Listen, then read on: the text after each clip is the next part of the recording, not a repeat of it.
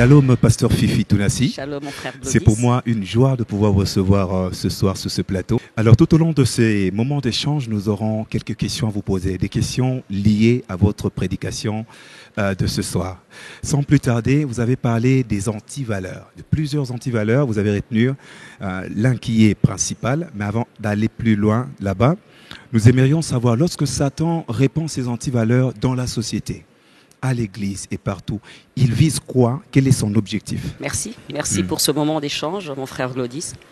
En fait, je voudrais, par rapport à notre grand thème, le retour de Jésus-Christ, Satan, par rapport aux antivaleurs, c'est d'abord nous faire rater l'enlèvement, bien sûr, ne pas voir Jésus-Christ, nous maintenir dans la fausseté.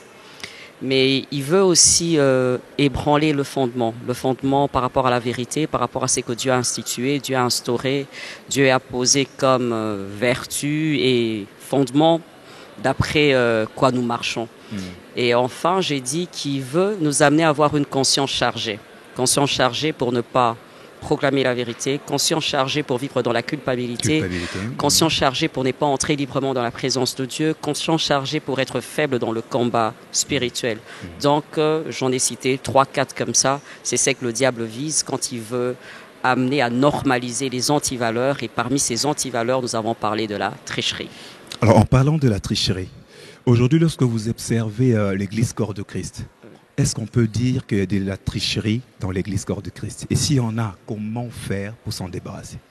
Je dirais oui, parce que quand on regarde le contour de la tricherie, il y a abus de confiance, falsification, fraude, il y a fraude, toutes ces choses, il y a mensonge, il y a plein de choses. Dans l'église, je crois que oui, nous sommes dans une église locale, les hommes sont imparfaits, mais je dirais que le remède reste la parole de Dieu qui est la vérité, parce que le Seigneur dit sanctifie-le par ta parole qui est la vérité. Dans une église, la vérité doit être prêchée, la vérité doit être dite pour ramener les gens à la repentance.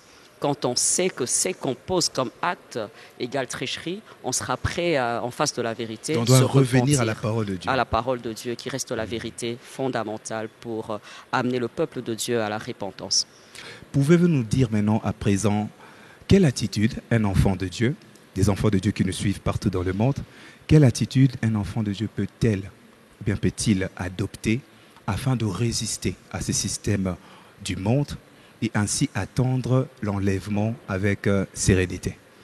Être d'abord conscient que le diable est en train de normaliser la tricherie, faire face à cette tricherie et être capable de dire non à des sollicitations de tricherie, parce qu'on va vaincre aussi au prix du sang. On va tenir jusqu'au sang comme Christ, comme Joseph qui a dit non à la femme de Potiphar. On aura des sollicitations, mais nous, enfants de Dieu, nous allons opter pour la vérité et non pour la tricherie. C'est un fait. Et la Bible dit veiller et prier pour ne pas tomber dans la tentation. J'exhorte au peuple de Dieu d'être vigilant et de prier, parce qu'on ne sait pas à quel moment ça va subvenir. Et au moment de la tentation, qu'on soit fort à pouvoir dire non à la sollicitation du diable. Dire non à la sollicitation du diable. Je vous dis merci d'avoir accepté de partager ce moment avec nous. Je rappelle que nous avons reçu le pasteur Fifi Bilolo, pasteur à l'église Foi Triomphante.